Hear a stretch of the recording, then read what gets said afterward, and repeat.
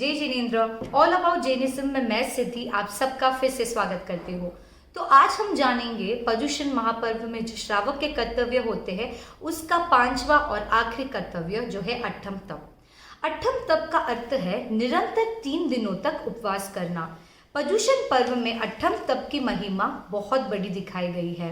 अट्ठम तप से कर्मों का क्षय तो होता ही है, उसके साथ साथ जिनज्ञा पालन भी हो जाता है। कर्म स्वरूप पर्वत को तोड़ने के लिए तप जो है वज्र के समान होता है। अट्ठम तप करते समय हमें यह चिंतन करना चाहिए कि हे प्रभु, मेरी आत्मा का स्वभाव तो अनहारी है, भोजन करना ही पड़ता है। कर्म के वजह से, यानी हमको भूख अपने कर्मों के वजह से लगती है। यह बंधन हमारा टूट जाए और आत्मा का निज स्वरूप प्रकट हो जाए, इसीलिए मैं तप करता हूँ। चलिए अब जानते हैं अट्ठम तप पर नागकेतु की कथा। चंद्रकांता नगरी में राजा विजयसेन का राज्य था।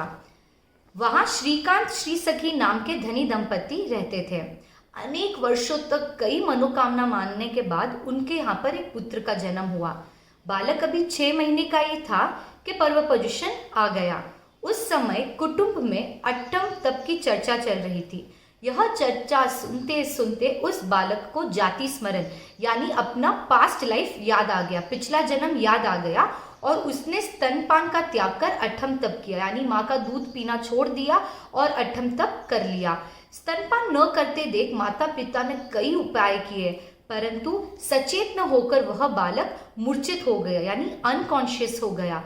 उसे मरा समझकर उसके पिता भी अत्यंत दुख में मर गए और बाकी के जो वहां के गांव के स्वजन थे वह मृत बालक को भूमि में गाड़ दिया।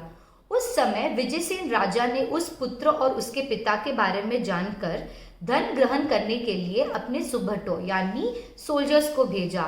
इधर उस बालक के अट्ठम तप के प्रभाव से धनेन्द्र का आसन कपायमान हुआ, यानी अलर्ट हो गया। अवधि ज्ञान से सर्व वृत्तांत जानकर, यानी जो सिचुएशन चल रही थी वह जानकर वह तत्काल इमीडिएटली ही ब्राह्मण का रूप लेकर धारण कर कर पहुंच गए और धन ग्रहण करते हुए सोल्जर्स को रोक दिया। जब यह समाचार राजा के पास पहुंचा तो राजा भी वहां पर आकर उस ब्राह्मण से कहने लगे, जिसका वारिस ना हो उसके धन हम ग्रहण करते हैं, आप हमें क्यों रोकते हो? धनेन्द्र बोले, राजन, इस धन का वारिस जिंदा है। यह कहकर धनेन्द्र ने उस भूमि से उस बालक को जीवित निकलवाया। इससे सब आश्चर्य में पड़ गए और पूछने लगे, महाराज आप कौन है और ये क्या घटना घटी है? धनेन्द्र बोला, मैं धनेन्द्र नामक नागराज हूँ। इस बालक के अट्ठम तप के प्रभाव से ही इसकी सहायता करने आया हूँ। लोग बोले, हे स्वामिन, पैदा होते ही ये 6 महीने का बच्चा अट्ठम तप कैसे कर पाया? धनेन्द्र बोला, राजन, पूर्व भव में, यानी वो बच्चे के पास्ट लाइफ में यह बालक एक वणिक पुत्र था।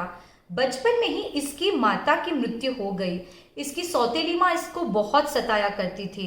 इस दुख के बारे में वह बालक ने अपने मित्रों से कहा तो मित्र बोले, भाई, तुमने पूर्व भर में कुछ भी तप नहीं किया होगा, इसी कारण तुम्हें यह कष्ट भोगना पड़ रहा है।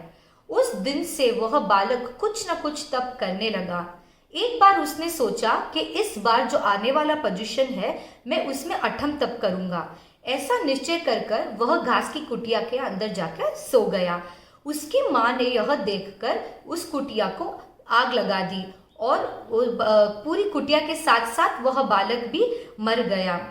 उसी अट्ठम तप के ध्यान से वह इस श्रीकांत सेठ का पुत्र हुआ, यानी वो तप के बल के वजह से ही यह जन्म में वह श्रीकांत सेठ का पुत्र हुआ। यही कारण है कि इससे पूर्व भव में चिंतन किया हुआ अट्ठम तप, जो उसने पूर्व भव में सोचा था कि वह अट्ठम तप करेगा, वह इस जन्म में बाल अवस्था यानी 6 महीने के अपनी एज में ही उसने पूर्ण कर लिया। यह महापुरुष लघु कर्मी होने के साथ इसी भव में मोक्ष प्राप्त करेगा।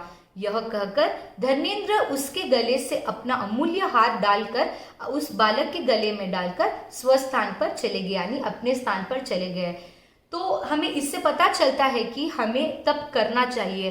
अपने शरीर की अनुकूलता के हिसाब से जितना तप हो सके उतना तप करके हमें आगे का हमारा जो जन्म होने वाला है उसका हम अच्छी गति पा सके।